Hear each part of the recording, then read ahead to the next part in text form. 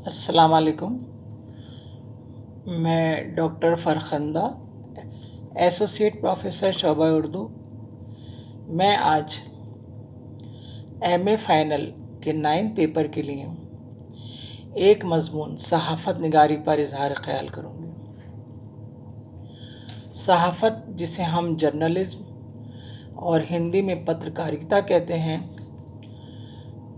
صحافی کو پترکار کہتے ہیں اور انگلش میں رپورٹر کہتے ہیں۔ یہ صحافت نگاری کا فن جو ہے، اس کی آج کے دور میں اس قدر اہمیت ہے کہ اس کو چوتھا استمبھ کہا جاتا ہے۔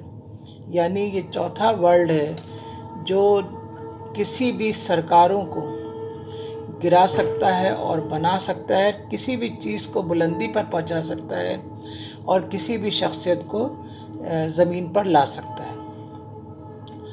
صحافت نگاری ہمارے یہاں قدیم زمانے سے چلی آ رہی ہے۔ صحافت نگاری کا آزادی کی جنگ میں بہت بڑا رول رہا ہے۔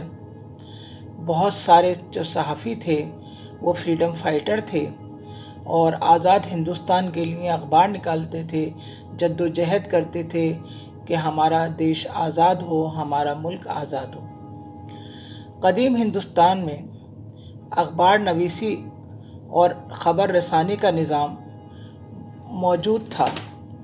شیر شاہ سوری کے بارے میں آپ نے سنا ہوگا کہ شیر شاہ سوری بہت روشن خیال آدمی تھا اور اس نے بہت کم عمر میں اور بہت کم حکومت کی اس نے بہت سارے نظام قائم کیے۔ آپ نے سنا ہوگا کہ اس نے گرانڈ ٹرنک روڈ کا قائم کی، جو کہ سب سے ہندوستان کی آج بھی سب سے بڑی روڈ ہے، جس کو ہم ہائی وے کہتے ہیں۔ شیر شاہ سوری نے خبر رسانی کا مکمل نظام ترتیب دیا تھا۔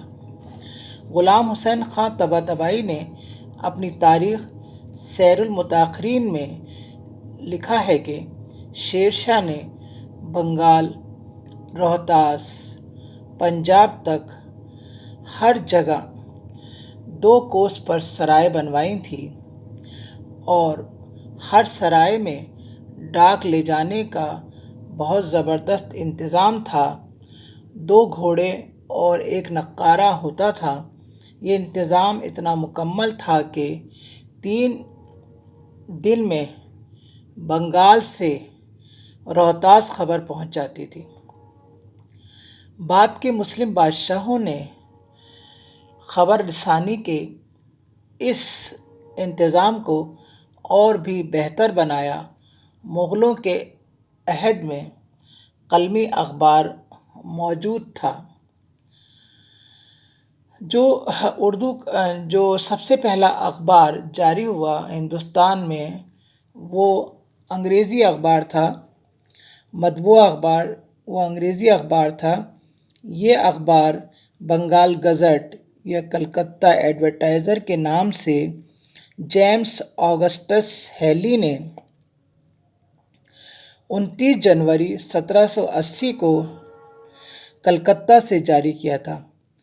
آپ کو معلوم ہے کہ ایسٹ انڈیا کمپنی کا جو حکومت تھی وہ 1897 سے پہلے تھی۔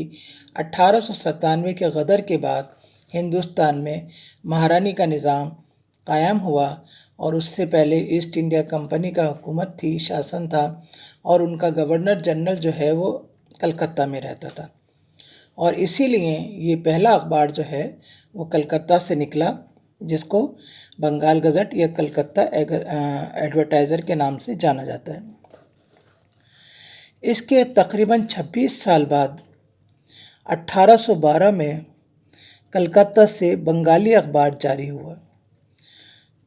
1812 میں دھیان رکھنے کی بات ہے۔ اردو صحافت نگاری کا آغاز 1829 میں منشی سدا سکھ کی صدارت میں مطبوعہ مشن پریس کلکتہ سے شائع ہوا، جس کا نام تھا جامِ جہاں نما جاری ہوا، اور یہ ہمیشہ کی طرح ہفتہ وار اخبار تھا اور اس اخبار نے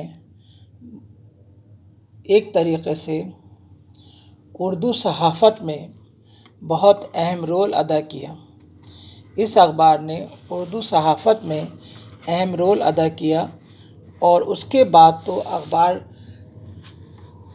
لکھنے کا سلسلہ یا اخبار جاری ہونے کا سلسلہ شروع ہو گیا۔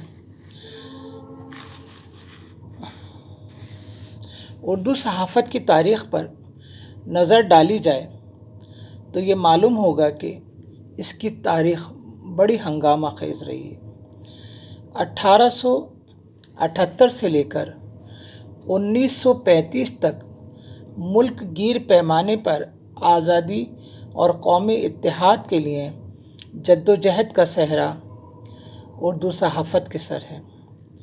اردو کے اخبارات ہی نے جنگ آزادی میں بڑھ چڑھ کر حصہ لیا اور انہی کے مالکان اور مدیر انگریزوں کے ظلم و ستم کا نشانہ بنے، کیونکہ انگریزی کے اخبار انگریز حکمرانوں کے حامی تھے اور ان کی تعریف و توصیف میں لکھے جاتے تھے۔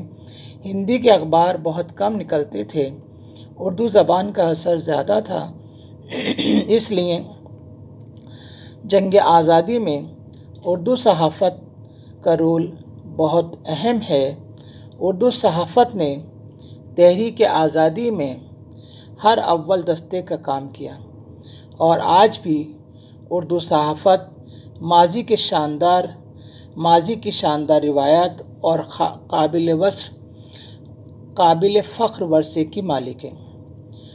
غدر سے پہلے دہلی سے نکلنے والا دہلی اردو اخبار اردو کا سب سے دلیر اخبار تھا، جسے محمد حسین آزاد کے والد محمد باقر نے جاری کیا تھا، جو انگریزوں کی مخالفت کے سبب ضبط کر لیا گیا اور محمد باقر کو پھانسی کی سزا دی گئی اور یہ حق کے خاطر جان دینے والے پہلے شہید تھے، اور جسے ہم کہہ سکتے ہیں کہ جنگ آزادی میں جان دینے والے یہ پہلے شہید تھے، لیکن آج انہیں بھلا دیا گیا ہے۔ جنگ آزادی میں شروع سے ہی اردو زبان، اردو شاعری کا بہت زبردست رول رہا ہے، اور یہ سارے فدائیان ہندوستان، محب وطن اخبار نکال کے قوم کو بیدار کرنے کی کوشش کرتے تھے اور قوم کو انگریزوں کے خلاف اکساتے تھے، انگریزی سامانوں کے خلاف، انگریزی اشیاء کے خلاف، جو انگریزوں نے ہندوستان سے کچا مال لے جا کر اور وہاں سے ان اشیاء کی چیزوں کے بڑھے ہوئے دام بڑھا کر یہاں پر پیش کرتے تھے، اور ان اخباروں کے ذریعے ہی انہوں نے عوام میں بیداری لائی اور عوام نے ان کا بہشکار ہی کیا یا ان کی ہولی جلائی۔ تو ہم یہ کہہ سکتے ہیں کہ اردو صحافت کا ملک کی آزادی میں بہت بڑا رول رہا ہے۔